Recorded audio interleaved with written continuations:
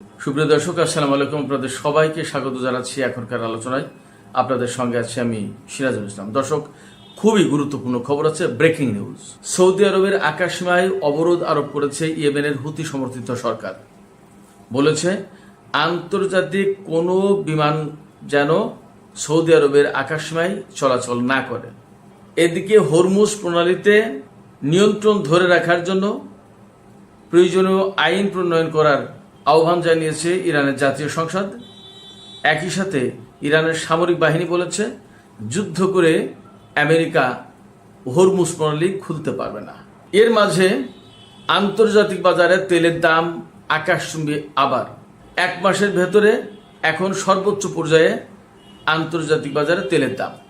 এপাশে ইরানের সর্বোচ্চ নেতা আয়াতুল্লাহ আলী খামেনি, যিনি শহীদ হয়ে গেছেন, তার শাহাদাতের প্রতিশোধ নেওয়ার জন্য ইরানের জাতীয় সংসদের 180 জন সদস্য একটি কড়া বিবৃতি প্রকাশ করেছে। একই সাথে ইরানের সাবেক প্রেসিডেন্ট মাহমুদ আহমাদিনেজাদকে নিয়ে নানান ধরনের গুজব এবং খবর বেরিয়েছে। আসলে বাস্তবতা কি? সুপ্রিয় দর্শক, এই বিষয়গুলো নিয়ে এখন আমি আপনাদের সামনে মোটামুটি বিস্তারিত আলোচনা তুলে ধরার চেষ্টা করব। আশা করি আপনারা শেষ পর্যন্ত সঙ্গে থাকবেন। আর ভিডিও ভালো লাগলে লাইক, কমেন্ট, শেয়ার করবেন এবং চ্যানেলটি সাবস্ক্রাইব করে সাথেই থাকবেন। দর্শক, প্রথম যে আলোচনাটা করতে চাই সেটি হচ্ছে ইয়েমেনের হুতি আনসারুল্লাহ আন্দোলন সমর্থিত সরকার ঘোষণা করেছে যে সৌদি আরবের আকাশসীমায় যেন আন্তর্জাতিক কোনো বিমান সংস্থা তাদের বিমান পরিচালনা না করে পরবর্তী নির্দেশ না দেওয়া পর্যন্ত। ইয়েমেনের হুতিরা একদম পরিষ্কার করে বলেছে যতক্ষণ পর্যন্ত সৌদি আরবে ইয়েমেনের উপর থেকে তাদের অবরোধ প্রত্যাহার করে না নেবে ততক্ষণ পর্যন্ত সৌদি আরবের উপর এই অবরোধ বা এই সতর্কবার্তা বহাল থাকবে। এর মানে কার্যত সৌদি আরবের সাথে ইয়েমেনের যে নতুন করে সংঘাত শুরু হয়েছে সেই সংঘাতের একটা চূড়ান্ত পরিণতি কিন্তু এই দিকে গেল। তার মানে সৌদি আরবের আকাশসীমা এখন চরমভাবে অনিরাপদ আন্তর্জাতিক যে কোনো বিমানের জন্য। কারণ ইয়েমেনিরা যে কোনো সময় যে কোনো মুহূর্তেই হামলা চালাবে এবং এই তাদের অবরোধ কার্যকর করার জন্য সম্ভবত আন্তর্জাতিক যে কোনো বিমান সংস্থা যারা কথা না শুনবে, তাদের এই নিষেধাজ্ঞা অমান্য করবে, তাদের বিরুদ্ধে ব্যবস্থা নিতে পারবে। তার মানে ড্রোন এবং ক্ষেপণাস্ত্র হামলা চালাতে পারে। সেক্ষেত্রে এখন সৌদি আরবকে হয় একটা মীমাংসায় আসতে হবে ইয়েমেনের সাথে, আর না হয় সৌদি আরবের উপর ইয়েমেন সামরিক শক্তি প্রয়োগ করে অবরোধ আরোপ করবে বা অবরোধ বাস্তবায়ন করবে। এখন মধ্যপ্রাচ্যের যে ক্রিটিক্যাল পরিস্থিতি, এই অবস্থায় ইয়েমেন এবং সৌদি আরবের ভেতরে যদি এই রকমের মারাত্মক দ্বন্দ্ব, সংঘাত, সংঘর্ষ, যুদ্ধ শুরু হয়, তাহলে প্রশ্ন এসে যাবে যে সৌদি আরবের সাথে যে জোট ছিল বাহরাইন, সংযুক্ত আরব আমিরাত, মিশর, সুদান, এই সমস্ত দেশও কি নতুন করে আবার ইয়েমেনের বিরুদ্ধে যুদ্ধ শুরু করবে কিনা? মধ্যপ্রাচ্যের বর্তমান প্রেক্ষাপট কিন্তু ভিন্ন। এদিকে ইয়েমেনের হুতিরা যে ঘোষণা দিয়েছে বাবাল মানদেব প্রণালীতেও তারা অবরোধ আরোপ করতে পারে, অর্থাৎ হরমুজের মতো তারা বন্ধ করে দিতে পারে। যদি তাই হয় তাহলে পরিস্থিতি কোথায় যাচ্ছে? তাহলে তেলের দাম অবধারিতভাবে বাড়বে। এরই মধ্যে আজকে সর্বশেষ যে খবর তাতে দেখলাম ব্রেন্ট ক্রুডের যে দাম সেটা হচ্ছে $84.98, তার মানে $85 ব্যারেল প্রতি। যুদ্ধের পরে, অর্থাৎ এই যে আমেরিকা এবং ইরানের ভেতরে যে সমঝোতা স্মারক সই হলো, তারপরে কিন্তু তেলের দাম, প্রতি ব্যারেল তেলের দাম $70 নিচেই চলে এসেছিল। এখন সেই তেলের দাম $85, তার মানে এক ব্যারেলে আপনার $15 বেড়ে গেছে। তার মানে প্রায় 5 ভাগের 1 ভাগ তেলের দাম বেড়েছে, তারও একটু বেশি। তো এই যে আন্তর্জাতিক বাজারে তেলের দাম, ব্রেন্ট ক্রুড এই আর ওয়েস্ট টেক্সাস ইন্টারমিডিয়েট যেটা, সেটা 80.05, তার মানে $80 বেশি ব্যারেল প্রতি দাম। তো একদম পরিষ্কার তেলের বাজার অস্থিতিশীল হয়ে উঠেছে এবং তেলের আজকের যে দাম তাতে বলা হচ্ছে যে গত 1 মাসের ভেতরে সর্বোচ্চ দাম। এর মানে হরমুজের পরিস্থিতি যদি আরও খারাপ হয় তাহলে তেলের দাম কিন্তু অনেক বেড়ে যেতে পারে। এবং যদি সৌদি আরব এবং তার সাথে যারা জোটে ছিল তারা যদি ইয়েমেনের বিরুদ্ধে যুদ্ধ শুরু করে তাহলে বাবাল মানদেব প্রণালী একদম পরিপূর্ণভাবে বন্ধ করে দেবে। এবং ইরানের সাথে যদি আমেরিকার যুদ্ধের মাত্রাটা আরো বেড়ে দেয়, তাহলে বাব আল মানদেব প্রণালী হুতিরা বন্ধ করে দেবে। তারা কিন্তু জোটবদ্ধ ঘোষণা দিয়েছে, এবারে যুদ্ধ প্রয়োজনে জোটবদ্ধভাবে করবে। তো যদি তাই হয় তাহলে তেলের দাম যে $200 চলে যাবে ব্যারেল প্রতি, তাতে আর কোনো সন্দেহ আপাতত নেই। আর এই সংকট, এই সন্দেহ কোথা থেকে আসছে মূলত মার্কিন প্রেসিডেন্ট ডোনাল্ড ট্রাম্প বলেছেন যে মঙ্গলবার অর্থাৎ আজকে আর কয়েক ঘন্টার ভেতরেই আমেরিকার সেনারা হরমুজ প্রণালী এলাকায় আবার নেভাল ব্লকেড মানে নৌ অবরোধ আরোপ করবে। তার মানে দাঁড়াচ্ছে ইরানের কোনো জাহাজ হরমুজ প্রণালী দিয়ে বের হতে পারবে না। তো হরমুজ প্রণালী দিয়ে যদি ইরানের জাহাজ বের হতে না পারে, তাহলে ইরানও কারো জাহাজ বের হতে দেবে না। তার মানে হরমুজ প্রণালী কমপ্লিটলি শাটডাউন হয়ে যাবে। এখানে সবচেয়ে দুঃখজনক হচ্ছে যে আমেরিকা কিন্তু সেই 7 সমুদ্র 13 নদী পার হয়ে এসে মধ্যপ্রাচ্যে একটা প্রণালীর উপর ব্লকেট দিচ্ছে, যার প্রেক্ষাপটে আর একটা প্রণালী বাব আল মানদেব প্রণালীও কিন্তু বন্ধ হয়ে যেতে পারে। আবার ইয়েমেনের সাথে সৌদি আরবের যে যুদ্ধের আশঙ্কা তৈরি হয়েছে এখন নতুন করে বড় যুদ্ধে, তাতে মধ্যপ্রাচ্যের সামগ্রিক চিত্রটাই কিন্তু পাল্টে যেতে পারে। এই রকম যদি পরিস্থিতি দাঁড়ায়, আমরা এরই মধ্যে কিন্তু কয়েকদিন খবর পাচ্ছি যে কুয়েত এবং বাহরাইন আর সংযুক্ত আরব আমিরাত তো আগেই আমেরিকার সাথে জোট পাকিয়ে ইরানের বিরুদ্ধে হামলা চালিয়েছে। ব্যাপারটা যদি তাই হয় তাহলে এমন হয়ে যেতে পারে যে বাহরাইন, কুয়েত এবং সংযুক্ত আরব আমিরাত এই সমস্ত সব দেশের সাথে ইরানের যুদ্ধ করা লাগতে পারে। একই সাথে আমেরিকা তো করবেই, ইসরায়েলও কিন্তু লেজ পাকাচ্ছে। ইসরায়েলের প্রধানমন্ত্রী বেনিয়ামিন নেতানিয়াহু আজকেও ঘোষণা দিয়েছে, ইরান যদি ইসরায়েলের উপর হামলা করে তাহলে এবার সিনারিও ভিন্ন হবে, বড় কিছু ঘটবে, ব্যতিক্রম কিছু ঘটবে। তাহলে কি ব্যতিক্রম কি ঘটবে? তারা কি ইরানের উপর পরমাণু বোমা হামলা চালাবে? দেখা যাক কি হয়। তো সামগ্রিকভাবে মধ্যপ্রাচ্যের যে পরিস্থিতি খুবই উত্তপ্ত, খুবই সংকটাপন্ন এবং বড় যুদ্ধ শুরু হয়ে যেতে পারে। সৌদি আরব যদি ইয়েমেনের বিরুদ্ধে যুদ্ধ শুরু করে তাহলে সিচুয়েশন কিন্তু ভিন্ন হয়ে গেল। অ্যাট এ টাইম ইরানের সাথে আমেরিকার, কুয়েতের, বাহরাইনের, সংযুক্ত আরব আমিরাতের, ওপাশে সৌদি আরবের সাথে ইয়েমেনের।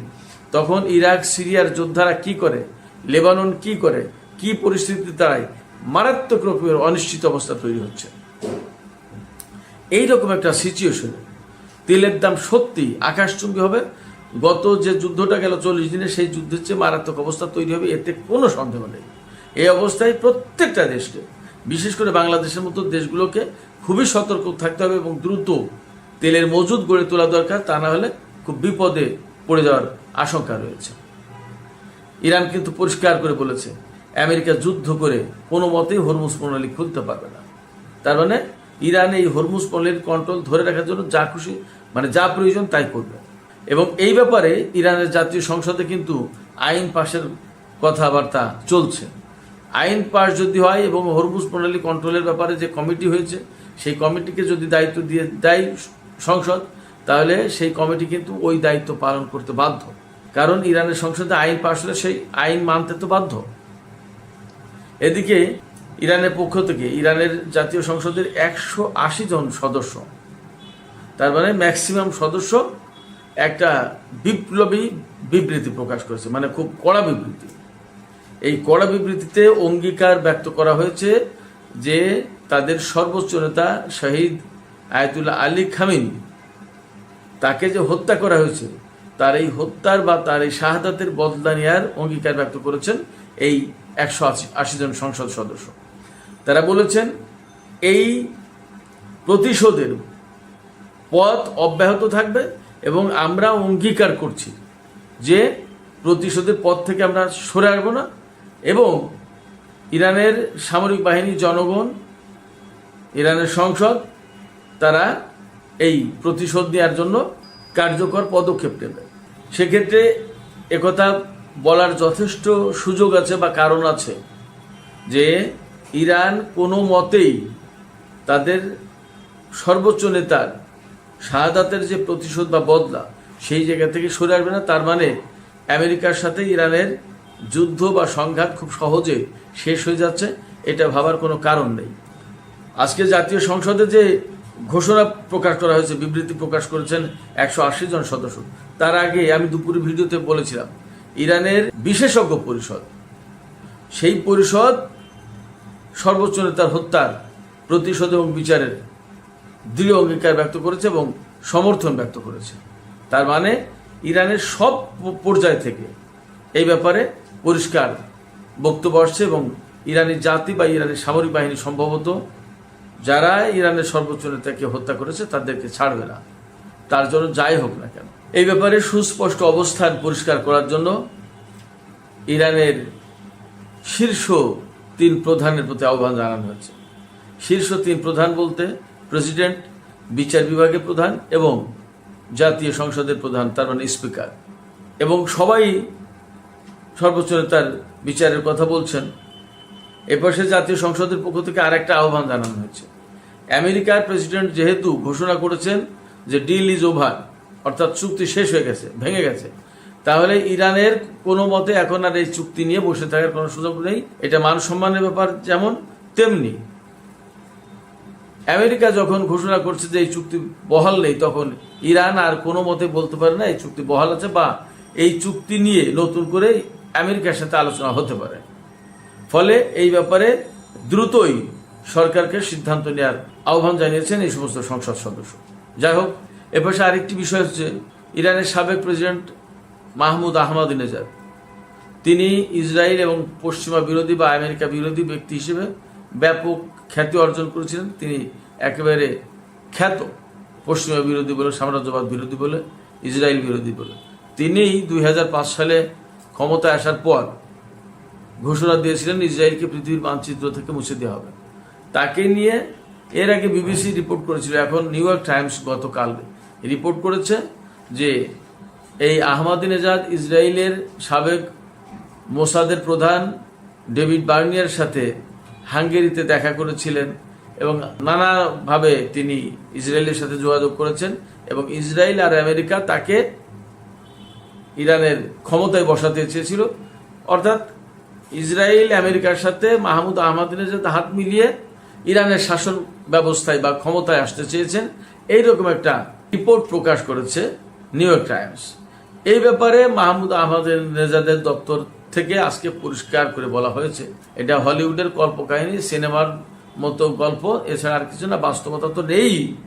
এবং মাহমুদ আহমাদিনেজাদের এইরকম চিন্তা করার কোনো কারণ থাকতেই পারে না। চরমভাবে, একদম চূড়ান্তভাবে এই রিপোর্ট প্রত্যাখ্যান করা হয়েছে এবং মাহমুদ আহমাদিনেজাদকে যে গৃহবন্দী বলা হয়েছে, তার দপ্তর থেকে বলা হয়েছে তিনি তো মুক্ত। সেক্ষেত্রে নিউ ইয়র্ক টাইমসের এই প্রতিবেদন একেবারেই গালগল্প। মজার ব্যাপার হচ্ছে যে পশ্চিমা গণমাধ্যম কিন্তু তাদের এজেন্ডা বাস্তবায়নের জন্য সবসময় চেষ্টা করে এবং এই মুহূর্তে ইরানের ভেতরে বিশৃঙ্খলা, ভেদাভেদ, মত পার্থক্য, ডিভিশন তৈরি করার একটা চেষ্টা করছে পশ্চিমা গণমাধ্যম। সর্বোচ্চ নেতাকে হত্যা করার পরে যে ঐক্য প্রতিষ্ঠা হয়েছে, এই ঐক্য আগের চেয়েও বেশি। এখন যেখানে সরকার পরিবর্তন করতে এসেছিল, এখন তারা বিপদে পড়ে গেছে, আরো ঐক্য বেশি হয়ে গেছে। কি করা হবে? এই জায়গায় বিভিন্নভাবে ফাটল ধরানোর চেষ্টা করছে মানুষের ভেতরে। ফাটল ধরানোর চেষ্টা একজনের সাথে আরেকজনের, এক প্রতিষ্ঠানের সাথে আরেক প্রতিষ্ঠানের, জনগণের ভেতরে, এবং অবিশ্বাস, সন্দেহ, দ্বন্দ্ব, হতাশা ছড়িয়ে দেওয়ার চেষ্টা করছে। অনেকেই বলবো তাই নাকি প্রেসিডেন্ট মাহমুদ আহমাদিনেজাদ এই কাজ করতে পারলো? অনেকে বিশ্বাস করে ফেলবে। এমনকি আমাদের বাংলাদেশে এই বিষয়টা নিয়ে ব্যাপক আলোচনা হচ্ছে। অনেক বড় বড় সাংবাদিক, বুদ্ধিজীবী যারা আলোচনা করে, টক শো, ইউটিউবার, বিভিন্নজন বিভিন্নভাবে এই কথা সত্য বলে প্রচার করছে। কিন্তু বাস্তবতা হচ্ছে, আমি একটু অপেক্ষা করছিলাম যে আসলে কি হয়। বাস্তবতা হচ্ছে এই ধরনের কল্পকাহিনী একেবারে ভিত্তিহীন বানোয়াট। এর আগে কয়েকবার বলেছে ইসরায়েলের গণমাধ্যম, পশ্চিমা গণমাধ্যম, যে ইরানে যে কুদস ফোর্স আছে, এই কুদস ব্রিগেডের যিনি commander major general Ismail Kayani, এই ইসমাইল কায়ানিও ইহুদিদের চর এজেন্ট, ইসরায়েলের চর, তাকে আটক করা হয়েছে, তাকে ফাঁসি দেওয়া হয়েছে, নানান কথা ছড়িয়েছে। অথচ এখনও তিনি এই কুদস ফোর্সের প্রধান হিসেবে কাজ করছেন। ফলে আহমাদিনেজাদের যে ঘটনা, এটা একেবারেই বানোয়াট, এর বাস্তবতা নেই, একেবারেই ভিত্তিহীন খবর। এদিকে ইরানের পররাষ্ট্রমন্ত্রী সাইদ আব্বাস আর একটি গুরুত্বপূর্ণ কথা বলেছেন। তিনি বলেছেন যে প্রতিবেশী দেশগুলো আগে তো বিদেশিদেরকে ঘাঁটি করতে দিয়েছিল যাতে বিদেশিরা ব্যবহার করে সে ঘাঁটি, আর এখন কোনো কোনো দেশ এমন হয়ে গেছে যে পুরো দেশটাই বিদেশিদের ঘাঁটি হয়ে গেছে। যে সেক্ষেত্রে ওই সমস্ত দেশের বিরুদ্ধে বা ওই সমস্ত ঘাঁটির বিরুদ্ধে আমাদেরকে লড়াই করতে হচ্ছে, যেটা দুঃখজনক, আমরা তো সেটা করতে চাই না। এই জায়গা থেকে আরেকটু আলোচনা করে আমি শেষ করব। কুয়েত এবং বাহরাইন বিশেষ করে ইরানের বিরুদ্ধে যে সমস্ত হামলা চালাচ্ছে বলে বিভিন্ন সময় খবর আসছে, এই ব্যাপারগুলো নিশ্চয়ই সত্য এবং আব্বাস আরাকচির কথার কিন্তু ইঙ্গিত সেই দিকে। যদি তাই হয় তাহলে ইরান কিন্তু এই সমস্ত দেশের বিরুদ্ধে যুদ্ধ করতে আলটিমেটলি বাধ্য হবে। যখন এই সমস্ত দেশের বিরুদ্ধে ইরান যুদ্ধ করবে তখন কিন্তু যুদ্ধের মোড়, প্যাটার্ন, কায়দা, ডিজাইন, পরিকল্পনা, নকশা সমস্ত সবকিছু পাল্টে গেল। তার মানে মধ্যপ্রাচ্যে এতদিন যে ভাবে বা যে ধরনের যুদ্ধ হয়েছে ব্যাপারটা কিন্তু সেই রকম থাকবে না। তাহলে যুদ্ধের কলেবর এবং যুদ্ধের পরিধি বেড়ে যাচ্ছে। ইরানের সর্বোচ্চ নেতা সর্বোচ্চ নেতা আয়াতুল্লাহ আলী খামেনি তিনি বলেছিলেন যে আমেরিকা যদি ইরানের উপর হামলা চালায় তাহলে বৃহত্তর আঞ্চলিক যুদ্ধ শুরু হতে পারে। আমার কাছে মনে হচ্ছে এখন বিষয়টা সেই দিকে যাচ্ছে। সুপ্রিয় দর্শক, এখনকার আলোচনা এখানে শেষ করতে চাই। যাবার আগে আপনাদের কাছে প্রশ্ন রাখতে চাই, আপনারা কি ভাবছেন? ইয়েমেন সৌদি আরবের আকাশ সীমার উপর অবরোধ আরোপ করলো। বিদেশি বিমান সংস্থাগুলোকে বলেছে সৌদি আরবের আকাশ সীমায় তারা যেন বিমান পরিচালনা না করে। এপাশে বাবাল মানদেব প্রণালীতে তারা কিন্তু অবরোধ আরোপের হুমকি দিয়েছে। আপনারা কি মনে করছেন ইয়েমেনের সাথে সৌদি আরবের একটা পূর্ণাঙ্গ যুদ্ধ আবার শুরু হয়ে যেতে পারে? এবং ইয়েমেন কি সৌদি আরবের আকাশ সীমায় এই অবরোধ কার্যকর করতে পারবে? আপনাদের কি মনে হয়? আপনাদের মতামত জানিয়ে কমেন্টে লিখতে পারেন। আর ভিডিও ভালো লাগলে লাইক, কমেন্ট, শেয়ার করবেন এবং চ্যানেলটি সাবস্ক্রাইব করে সাথেই থাকবেন। সুপ্রিয় দর্শক, এখনকার মতো আলোচনা এখানেই শেষ করতে চাই। সবাই অনেক অনেক ভালো থাকুন। আল্লাহ হাফেজ।